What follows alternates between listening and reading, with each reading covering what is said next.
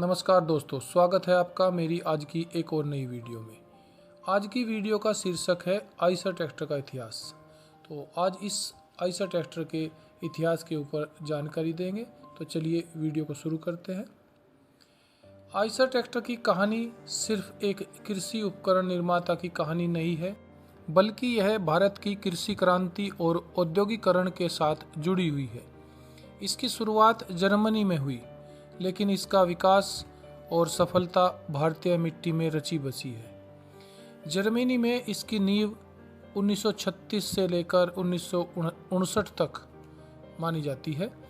Eicher company की स्थापना 1936 में जर्मनी के फोरस्टेन फ्रेडबुर्ग में भाई जोसेफ और अल्बर्ट आइसर द्वारा की गई थी।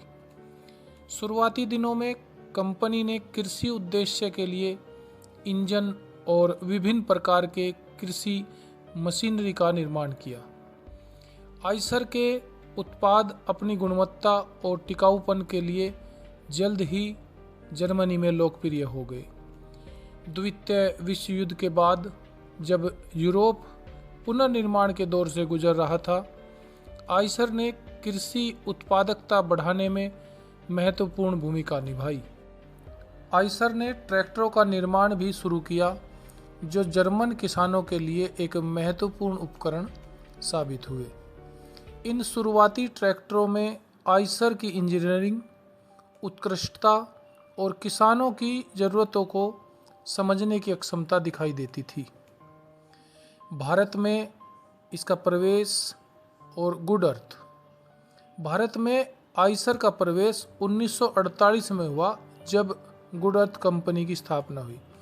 गुड अर्थ का मुख्य उद्देश्य भारत में आयातित कृषि उपकरणों का वितरण और उनकी सर्विसिंग करना था। उस समय भारत में मशीनीकृत खेती की शुरुआत हो रही थी और किसानों को आधुनिक उपकरणों की आवश्यकता महसूस हो रही थी।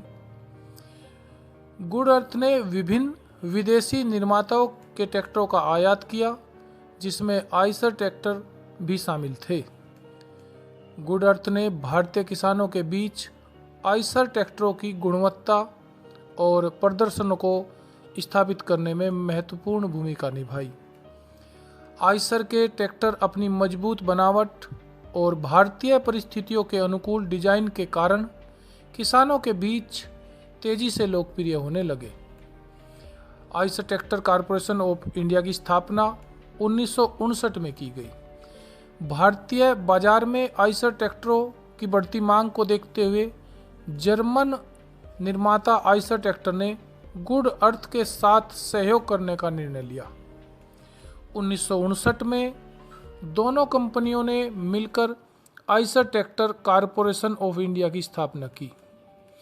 इस संयुक्त उद्यम का उद्देश्य भारत में ही आइसर ट्रैक्टरों का निर्माण करना था, जिससे वे भारतीय किसानों के लिए अधिक किफ़ायती और आसानी से उपलब्ध हो सके। शुरुआत में Eicher tractor corporation of India German और भारतीय दोनों भागीदारों की हिस्सेदारी थी। तकनीकी ज्ञान और उत्पादन प्रक्रियाओं को जर्मनी से भारत लाया गया, जबकि भारतीय भागीदार स्थानीय बाजार की ज़रूरतों और परिस्थितियों को समझते थे। एक महत्वपूर्ण मोड़ तब आया जब 1965 तक Eicher tractor corporation of India के सभी शेयरों का स्वामित्व भारतीय संस्थाओं के पास आ गया।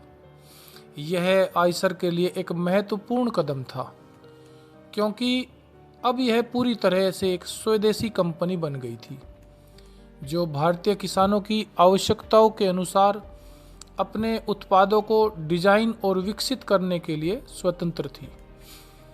स्वदेशीकरण ने आइसर को भारतीय कृषि की विशिष्ट चुनौतियों जैसे कि छोटे खेत, विभिन्न प्रकार की मिट्टी और मौसम की स्थिति को बेहतर ढंग से समझने और उनका समाधान करने में मदद की।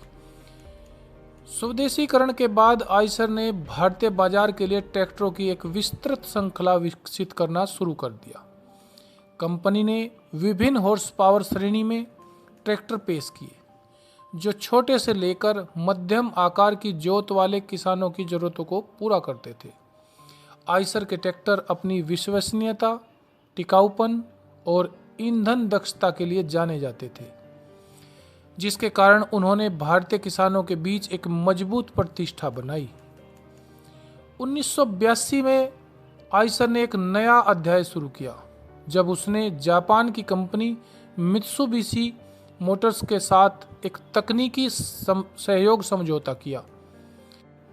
इस समझौते के तहत आइसर को भारत में मित्सुबिशी के हल्के वाणिज्यिक वाहनों का निर्माण करना था। इस नए उद्यम को दर्शाने के लिए Eicher tractor corporation of India का नाम बदलकर आइसर मोटर्स लिमिटेड कर दिया गया। हालांकि ट्रैक्टर व्यवसाय कंपनी का एक महत्वपूर्ण हिस्सा बना रहा। आइसर मोटर ने न केवल ट्रैक्टरों का उत्पादन जारी रखा, बल्कि बाजार में एक महत्वपूर्ण खिलाड़ी के रूप में उभरी। कंपनी ने कैंटर जैसे लोकप्रिय ट्रक और बस मॉडल भी पेश किए, जो भारतीय परिवहन उद्योग में अपनी गुणवत्ता और प्रदर्शन के लिए जाने जाते हैं। इस अवधि के दौरान आइसर ने कृषि और वाणिज्यिक वाहन दोनों क्षेत्रों में अपनी इंजीनियरिंग अक्षमता और बाजार की समझ का प्रदर्शन किया। 2005 में आइसर मोटर्स लिमिटेड ने एक रणनीतिक निर्णय लेते हुए अपने ट्रैक्टर और इंजन व्यवसाय को चेन्नई स्थित TAFE tractor and farm equipment limited को बेच दिया। टेफे मैसी फर्गुसन ट्रैक्टरों के भारतीय लाइसेंसधारी थे और भारत में ट्रैक्टर उद्योग के एक प्रमुख खिलाड़ी थे। इस अधिग्रहण का उद्देश्य टेफे की ट्रैक्टर निर्माण अक्षमताओं को मजबूत करना और आइसर मोटर को अपने मुख्य व्यवसाय वाणिज्यिक वाहनों पर ध्यान केंद्रित करने की अनुमति देना था। अधिग्रहण के बाद भारत में आइसर ट्रैक्टरों का निर्माण और विपणन TAFE Motors and tractors limited द्वारा किया जाता है। टेफे ने आइसर के मूल मूल्यों और ब्रांड पहचान को बनाए रखा और आइसर ट्रैक्टरों की गुणवत्ता और विश्वसनीयता को आगे बढ़ा।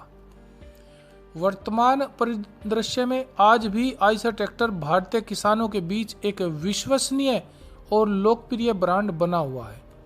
टेफे के तहत आइसर ने नई तकनीकों और सुविधाओं को शामिल करते हुए अपने ट्रैक्टरों की श्रृंखला का विस्तार किया। आइसर ट्रैक्टर अपनी मजबूती, ईंधन दक्षता और किफ़ायती रखरखाव के लिए जाने जाते हैं और भारतीय कृषि में महत्वपूर्ण योगदान ये दे रहे हैं। आइसर की कहानी एक जर्मन कंपनी के भारतीय कृषि के हृदय में रच बस जाने की कहानी है। यह और भारतीय किसानों के प्रति अटूट प्रतिबद्धता की कहानी है। आइसर ने न केवल ट्रैक्टर बनाए, बल्कि भारतीय कृषि के विकास और किसानों के जीवन स्तर में सुधार में महत्वपूर्ण भूमिका निभाई। तो साथियों, ये थी आज की हमारी आइसर ट्रैक्टर के ऊपर एक छोटी सी वीडियो।